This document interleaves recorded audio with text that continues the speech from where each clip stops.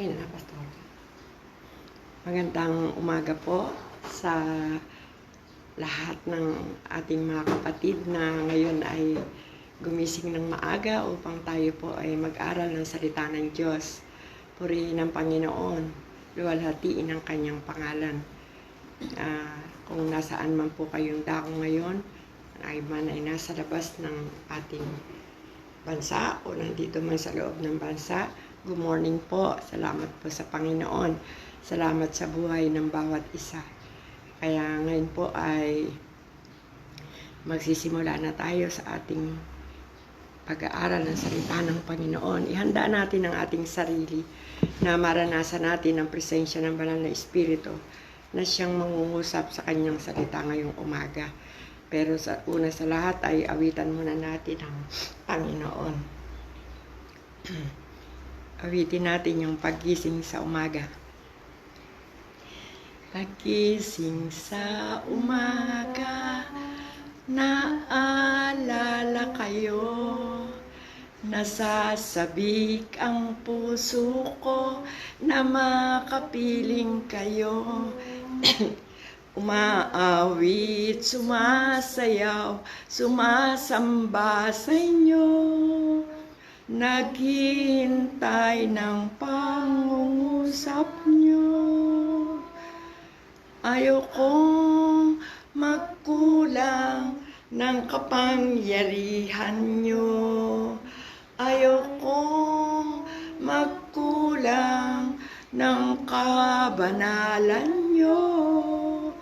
Jesus, dakila kayo, tanging sandigan ko, lakas ko ay nanggagaling sa inyo.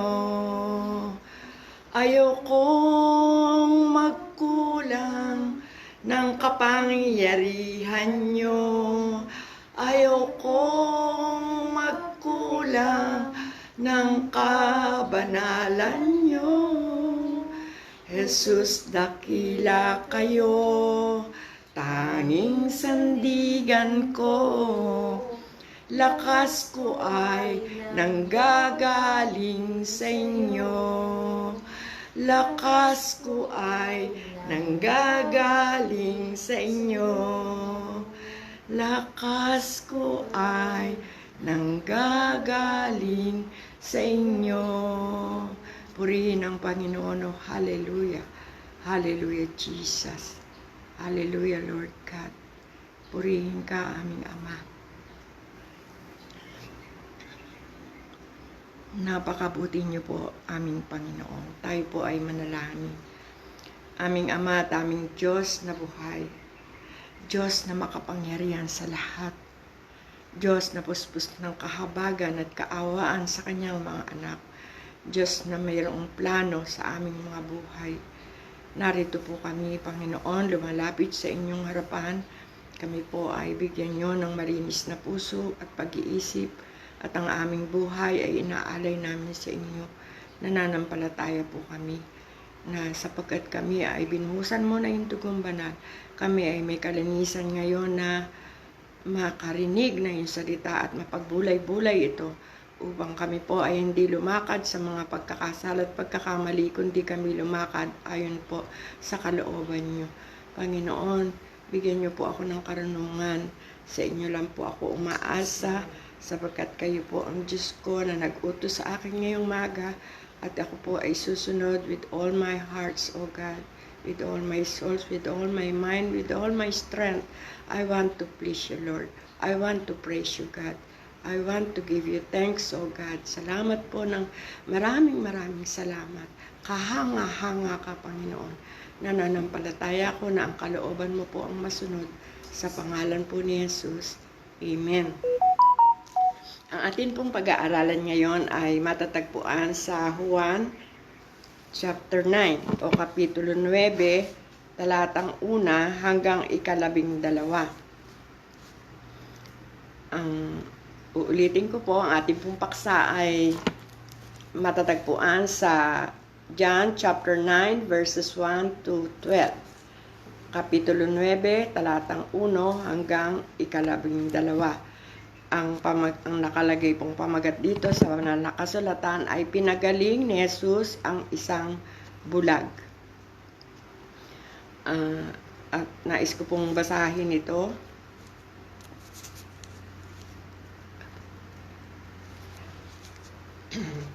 Sa talatang una, sa paglalakad ni Jesus, nakita niya ang isang lalaking bulag mula nang ipanganak. Tinanong siya ng kanyang mga alagad, "Rabi, sino po ang nagkasala at ipinanganak na bulag? Ang lalaking ito, siya ba o ang kanyang mga magulang?" Sumagot si Jesus, "Ipinanganak siyang bulag, hindi dahil sa nagkasala siya o ang kanyang mga magulang, kundi upang mahayag ang kapangyarihan ng Diyos sa pamamagitan niya. Kailangang gawin natin ang mga ipinagagawa na nagsugo sa atin habang may araw pa. Darating ang gabi kung kailan wala nang makakapagtrabaho. Habang ako'y nasa sanlibutan, ako ang ilaw ng sanlibutan." Talatang 6. Pagkasabi nito, dumura si Jesus sa lupa at gumawa ng putik. Pagkatapos, ipinahid niya ito sa mata ng bulag. Sinabi ni Jesus sa bulag, "Punta ka sa imbakan ng tubig sa Siloe at maghilamos ka doon." Ang kahulugan ng salitang Siloe ay sinugo. Pumunta nga ang bulag, naghilamos doon, at pagbalik niya ay nakakakita na siya. Sinabi ng mga kapitbahay niya at ng mga nakakita sa kanya noong siya'y namamalimos pa, "Hindi ba iyan ang lalaking dating nakaupo at namamalimos?" Sumagot ang ilan, "Iyan nga." Sabi naman ng iba, Hindi kamukha lang, kaya't nagsalita ang dating bulag, "Ako nga po iyon." Talatang 10. Paano kang nakakita? Tanong nila. Talatang 11, sumagot siya, "Ang lalaking tinatawag na Jesus ay gumawa ng putik at ipinahid iyon sa aking mata. Pagkatapos sinabi niya sa akin, pumunta ka sa Siloe at maghilamos." Pumunta nga ako doon at naghilamos at nakakita na ako. "Nasaan siya?" tanong nila sa kanya. "Hindi ko alam," sagot niya. Purihin ang Panginoon sa pagkakabasa ng kanyang salita. Nilagyan ko po ito ng title na Nagpakilala ang Diyos. Who is Jesus? Isang tanong ngayong umaga. Who is Jesus in your life? Dito sa bulag, sino ba si Jesus? Ano ba ginampanan ni Jesus sa kanyang pagiging isang bulag? Lagay natin sa 3 bagay para makilala natin kung sino itong si Jesus. Ang una ay God of purpose. Siya ang Diyos na nagpakilala dito upang mahayag ang kapangyarihan niya. Kasi ang sabi dito, may nagtanong na, anong sabi, "Rabi, sino po ang nagkasala at pinanganak na bulag ang lalaking ito? Siya ba o ang kanyang mga magulang?" Sumagot si Jesus, "Ipinanganak siyang bulag hindi dahil sa nagkasala siya o ang kanyang mga magulang, kundi upang mahayag ang kapangyarihan ng Diyos sa pamamagitan niya." Because God is a God of purpose na makikita sa buhay mo. Meron bang God's power na makikita sa buhay mo ngayon? Naghahayag ng purpose niya para sa iyo. Halimbawa, ikaw ay isang makapagsasalita na ikaw ay dating bulag. Yung bulag ay walang nakikita. Madilim ang lahat.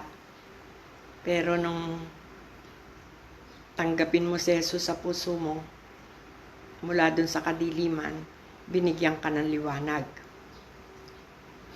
Kaya, yung liwanag ni Kristong tinanggap mo sa puso mo, yun ngayon ang nagmamanifest na ikaw talaga ay anak ng Diyos. Yun ang nagre-reflect sa ating buhay o sa buhay mo na talagang may ginawa God's power sa iyong sarili.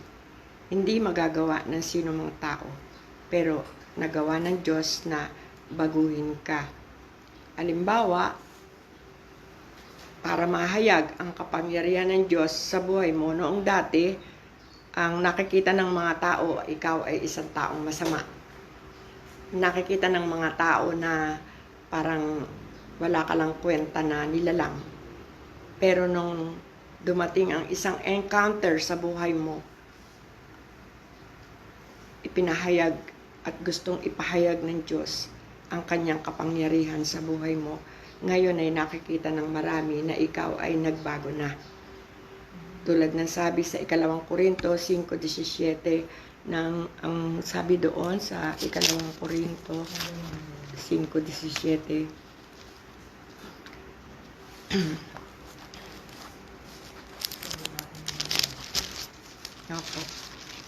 ang sabi dito ay, kaya't kung nakipag-isa na kay Kristo ang isang tao, isa na siyang bagong nilalang.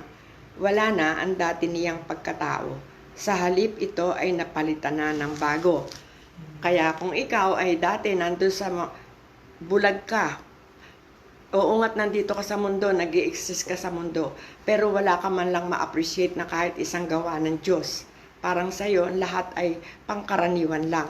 Pero nung makilala mo ang Panginoon, lahat ng bagay naman na lumalabas sa bibig mo ay puro pasasalamat na lamang sa Panginoon dahil alam mo na ang Diyos ang gumawa ng lahat ng bagay.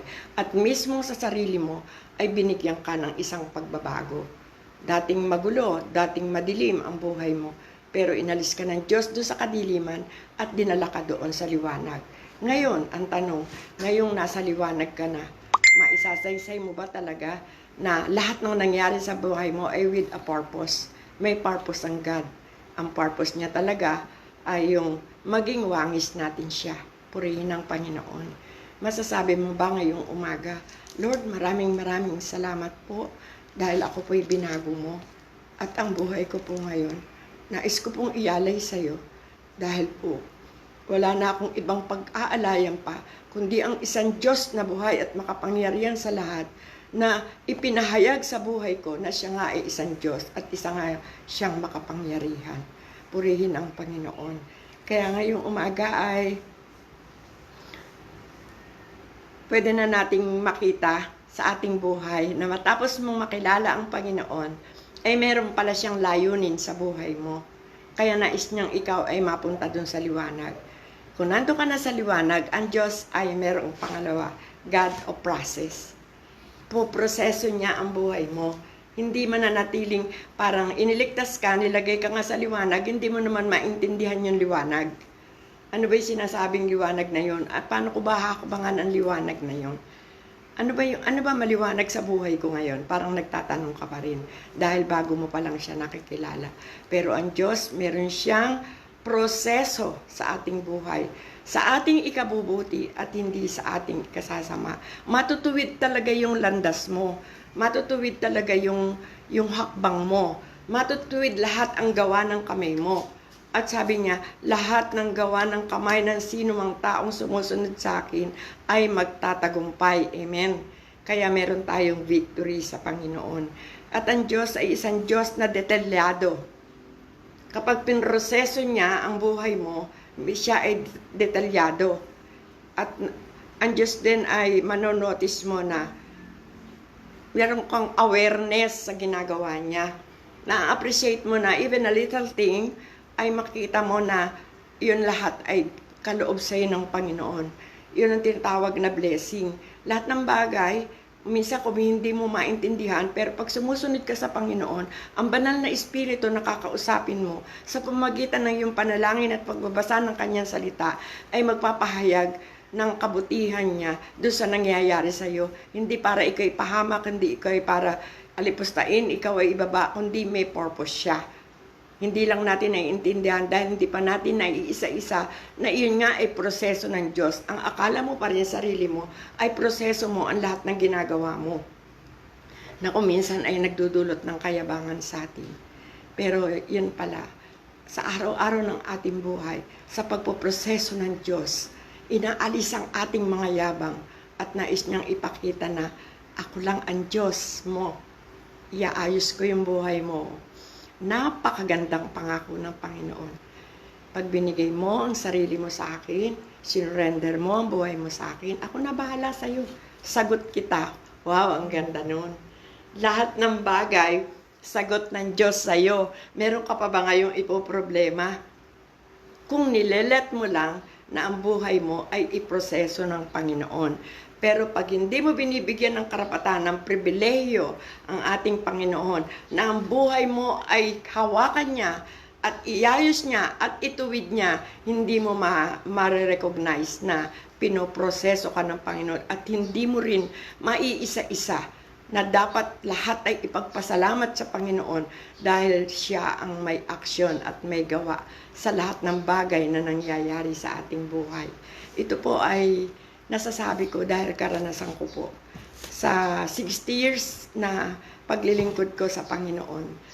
Ay hindi pala ganun lang na maaalala mo yung nakaraan mo na paglilingkod. Talaga palang kahit sa edad ko ngayon, na 78 na po, bagong aral. Nang aral niya sa akin ay, anak, yung salitang proseso, ako ang gagawa, hindi ikaw. Ano po ibig sabihin nun, Panginoon? Ano man ang nais mong itanong sa akin, ano man ang problema mo, ano man ang gusto mong pahawakan sa akin, pagmasdan mo ang proseso ko. Natauhan po ako noon, kala ko ako yung magpaplano, hindi ko na po ako yung nagpaplano sa buhay ko. Nilet ko na po sa Panginoon at hinihintay ko na lang po ang proseso niya para sa akin kung ano po yung gagawin ko para ako makapaglingkod pa sa kanyang kaharian. Habang ako ay nabubuhay at ako ay meron pang lakas, at nararamdaman ko naman po lalo akong pinalalakas ng Panginoon. Ako po'y masayang-masaya na ipaglingkod ko sa Panginoon ang natitira ko pang buhay. At ang sikreto pala ng Panginoon, hindi na pala yung ako yung magpaplano, hindi na pala yung ako yung mag-alagagang-aligaga.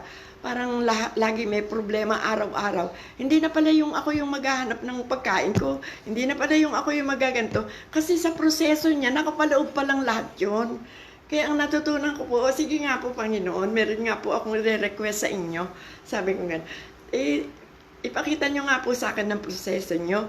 So nag-start po ako. Sabi ko, sige Lord, this day, gusto ko pong makita ang process number 1. Excited ako. Ano, Lord, naglalaba ako nun sa ko, Lord, ano po yung proseso mo number 1? Pakita niyo po sa akin yun. Pinakita niya nga sa akin ng number 1. Number 2, yan, pag natapos na yung number 1, excited ako sa number 2. Pag natapos na yung number 2, excited na naman ako sa number 3. Kung meron man akong katanungan, ay sinasagot ng Diyos sa proseso niya. Amen. Purihin ang Panginoon. Hindi yung sa proseso ko, sa proseso niya. At alam niyo po kung hanggang ngayon, nasa ilang proseso na ako. Number 18, itong day na to. And I am so excited.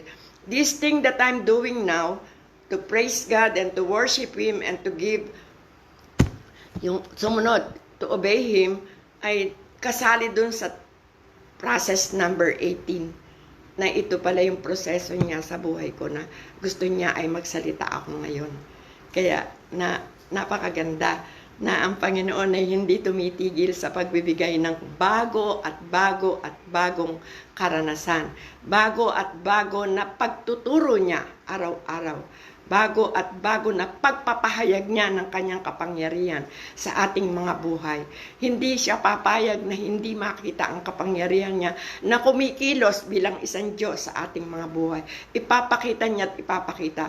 Kaya tayo ay hindi nagiging dungo sa sanlibutan ito, kundi bagkos ay tayo ay nakikita sa ating buhay ang isang manifestation na ang Diyos ay laging nagagalak, na ang Diyos ay laging nagbibigay ng kapayapaan, na ang Diyos ay laging nagbibigay ng biyaya, na nawawala, nalilesen yung problem mo.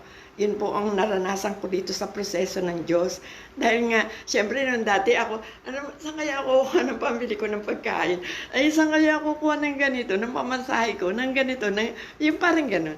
Nga pupunta ka lang sa church, sasabi mo, kaya akong pamasahe, saan kaya ako kuha? Parang ganun po yung ilang taon na akong naglilingkod sa Panginoon.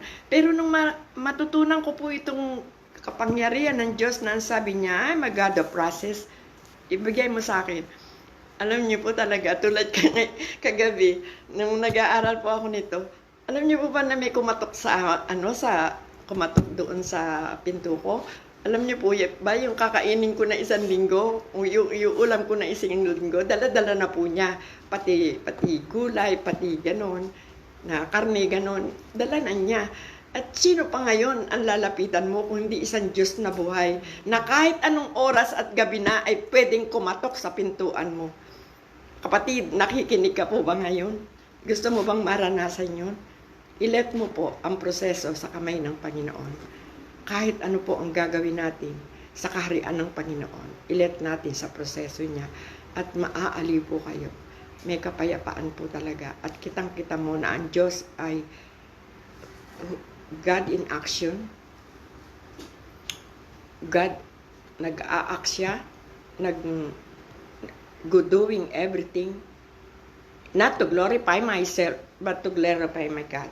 Kaya sa akin po ay natutunan ko ang lahat na ito na maging aware ako sa ginagawa ng Panginoon every day in my life. Kayo din po, pwede pong mangyari din po sa inyo yon, na maging aware po kayo sa ginagawa ng Diyos sa inyong buhay, sa ating buhay, sa araw-araw na ibinigay ng Panginoon. Garantisado po talaga, itry nyo lang po, nalilesen po ang ating problema. Hindi nag-a-add, hindi plus-plus, kundi less. Kaya, anumang bagay na ginagawa mo, nagiging magaan. Even our time, ang time management na sa Panginoon, tinuruan niya. Dati po kasi ako may journal, naka-time management ang lahat ng bagay. Pero ngayon, nilesen ng Panginoon yon, kasi siguro sabi niya, may edad ka na, hindi na yan ganyang, proseso mo. Ako na bahala. Nakita ko po, pati time management. Po, yung pagpunta ko lang po dito ay napakaganda pong isang patotoo na nasa proseso ng Panginoon. Alam niyo po ba na natulog ako 11 o'clock, nagising, sabi ko, Lord, gising mo ako ng 2:30. Nagising nga po ako ng 2:30 at inayos ko po yung aking gagawin ngayon.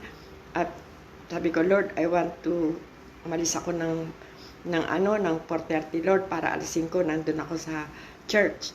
Sabi ko, Lord, pahingi naman ng sasakyan. Alam niyo po ba nang lumabas akong ganun, may nakaparadang tricycle na aalis na? At sabi ko, ay, puri ng Panginoon, talaga ako tuwan-tuwa, gusto kong lumundag, may tricycle. Hindi na po ako naglakad ng 10 minutes, talaga pong sinakay na ako.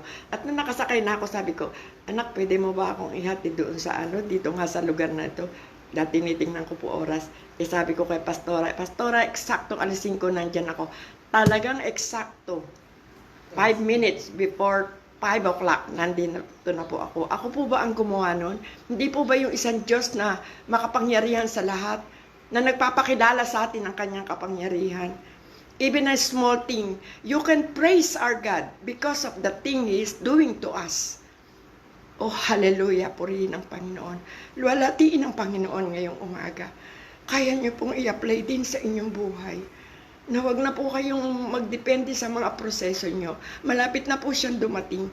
Maglingkod po tayo sa Panginoon na makita sa ating buhay ng ibang hindi nakakakilala na talagang nagtatrabaho ang Diyos sa ating buhay at nagmamanifest ang kanyang kapangyarihan sa ating buhay. His power and His authority that He has given to us ay makikita sa atin na nagtatrabaho sa buhay natin. At ang nagpapatrabaho ay ang Panginoon. Purihin ang Panginoon. At nga, ang ikatlo po ay God to ponder. Dito naman po ay makikita natin yung verses 8 to 12. Doon sa proseso kanina na ginawa ng Panginoon, balikan ko po, baka makalimutan ko. Yan pong pinahayag nung lalaki na yung lalaki daw ay dumura sa lupa. Pagkatapos ay naging putik. Kinuha yung putik at ipinahid sa kanyang mata na bulag. At nang sinabi na, sige, pumunta ka na dun sa ilog ng Siloe at maghilamos ka. At siya naman ay sumunod. At nung maghilamos siya, ay nakakita na siya. Yun po ay doon sa verses chapter 9, 6 to 7. Nakita natin ang hiwaga ng Panginoon. Ngayong umaga, doon sa tinasabi na God of process, sa proseso sa buhay mo, meron ba siyang gusto mong baguhin sa buhay mo? Meron ka bang hindi nakikita at parang nabubulag pa yung mata mo? Gusto mo bang pati yung pandinig mo ay iproseso ng Panginoon? Lapit lang tayo sa Panginoon, libreng-libre.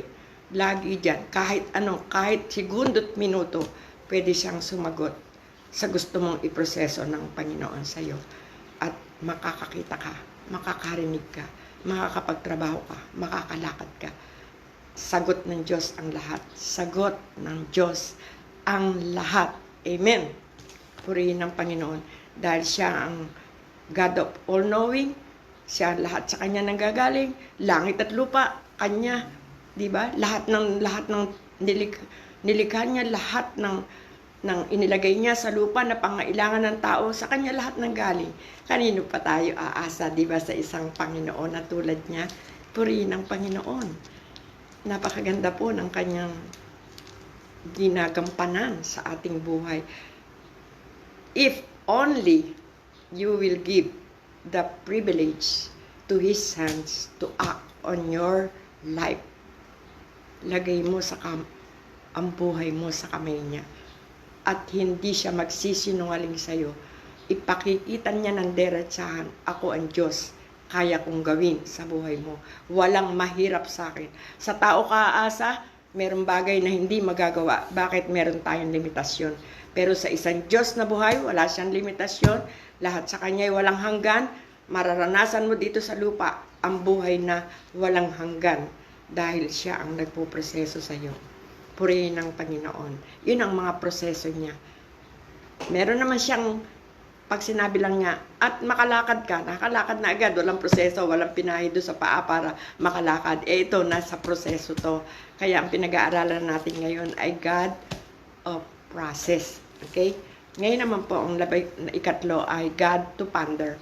Yung paano natin ipapander ang Panginoon, paano natin siya pasasalamatan, paano natin siya pupurihin, paano pinagaling ka na, binigyan ng lahat ng pangailangan mo, pinroseso na lahat ng pinoproblema mo, binigyan ng time schedule, ng timing.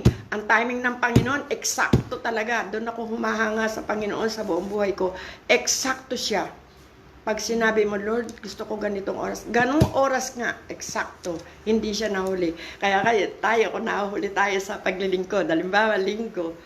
Tapos yun, nasusunod yung oras natin. Tapos dadating tayo sa church, late na tayo. Hindi na proseso ng Panginoon yun. Proseso mo na yun, kaya ka nalilate. Pero pag pinaproseso mo sa Panginoon, hindi ka malilate. Amen po ba? Maliit na bagay, pero totoo po yun. Ano man ang ginagawa mo, parang maghahanda ka ng salita ng Panginoon, parang sige lang, parang ganun lang. Pero hindi, napaka-precious ng Panginoon. Pag naranasan niyo po ang proseso ng Panginoon, napaka-precious. Lahat ng gifts ibibigay sa iyo, precious talaga. Even your character, kayang gawin ng Diyos. Sa pribilehiyong binigay mo sa kamay niya, yung character natin ay Kanyang pagagandahin ayon sa Kanyang wangis at tayo makakarating dun sa Kanyang kaluwalhatian. Dahil hindi tayo makakarating kung ang karakter natin ay maraming blemishes, maraming spots, maraming dated. Dapat ay malinis kasama ng paglakad niya. Amen. Purihin ng Panginoon. Kaya itong God's wonder ay dito sa verse 8 to 12. ang sabi po dito ay 8 to 12.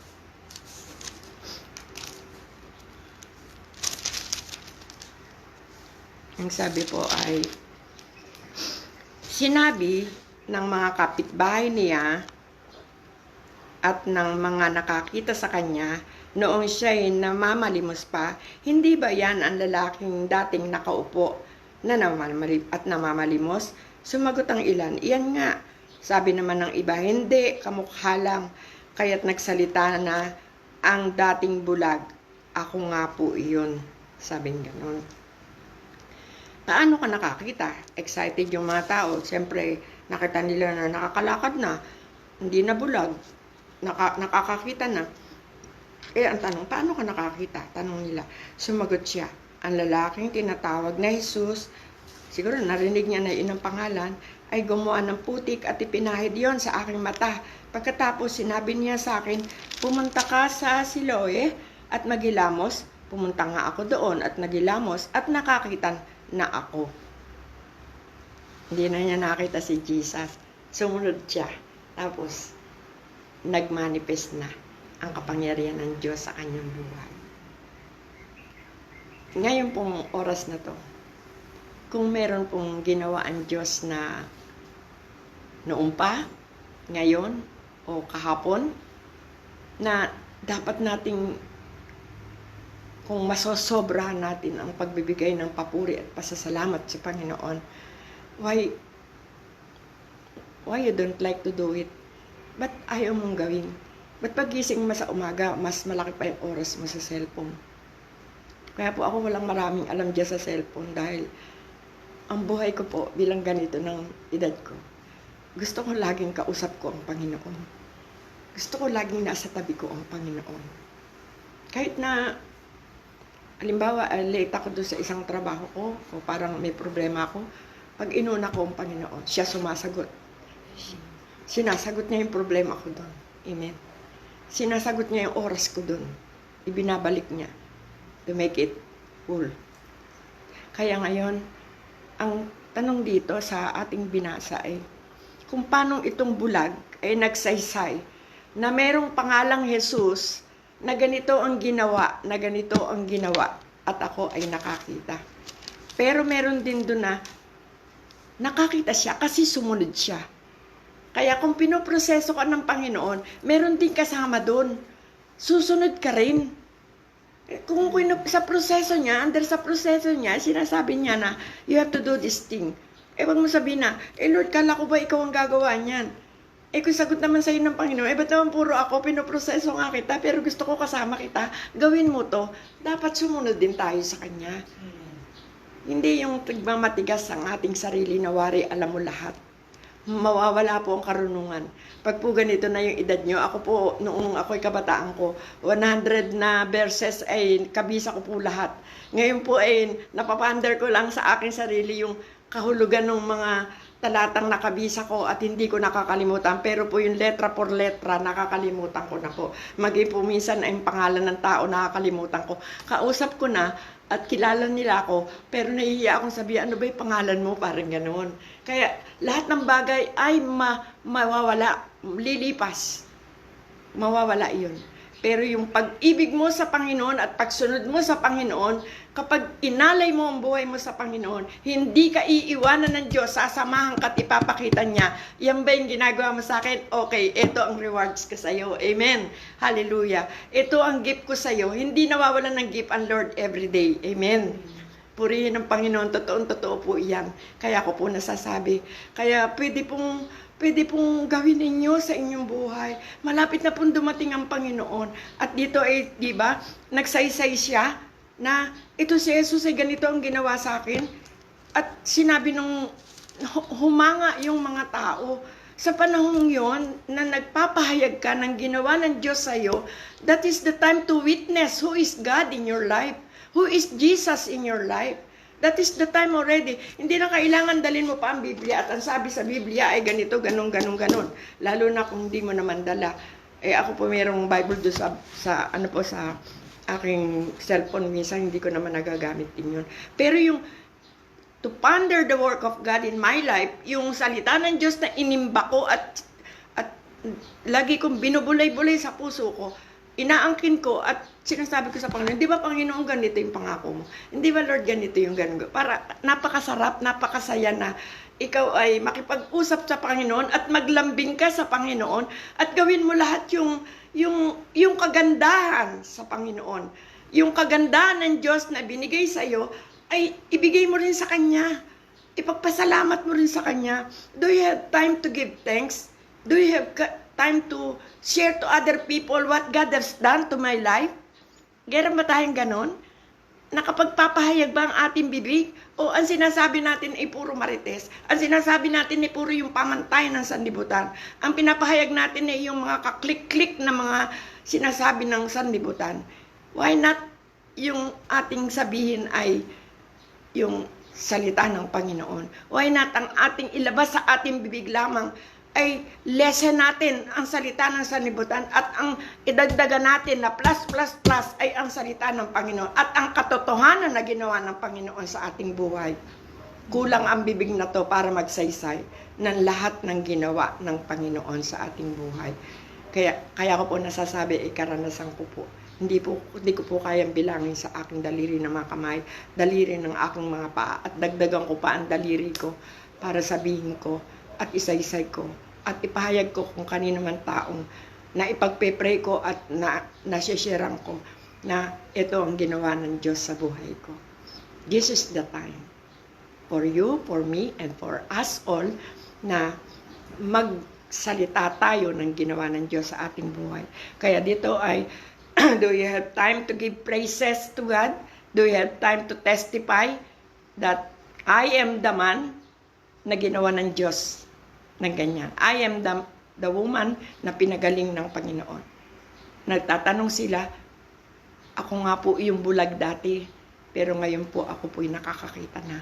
At ang gumawa po noon ay ang pangalang Jesus na aking Diyos, na ngayon ay gusto kong sundin sa aking buhay. Purihin ang Panginoon. Kaya po tayo ay magpatuloy, dito po tayo magwakas, magpatuloy po tayo sa pagsunod sa Panginoon. Magpatuloy po tayo sa pagpapander ng kanyang kabutihan sa ating buhay. Nawa po ay mag-reflect sa ating mga buhay ang kabutihan ng Panginoon. Hindi man tayo, wala man tayo ng lahat ng bagay sa mundong ito. Nawari ay pamantayan lamang ng tao. Pero sa pamantayan ng Diyos, tayo ay merong check sa buhay natin, sa ating aklat. Purihin ng Panginoon. Tayo po ay manalangin. Maraming salamat po, Panginoon. Kahanga-hanga ka, Diyos. Salamat po. Nawa po sa iyong salita na nabigkas ngayon. Ay maraming mga labi ang magpuri sa iyo at magpasalamat. Maraming mga labi ang magsaysay na uumpisahan ngayong maga ang pagsasaysay tungkol sa nagawa mo sa kanilang buhay. Maraming mga labi ang nagnanais na nais ko pang sa buhay kong ito, maiyalay ko pa sa Panginoon. Makapaglingkod pa ako sa Kanya. Hindi kalaguhan ng paglilingkod sa iyo, Panginoon.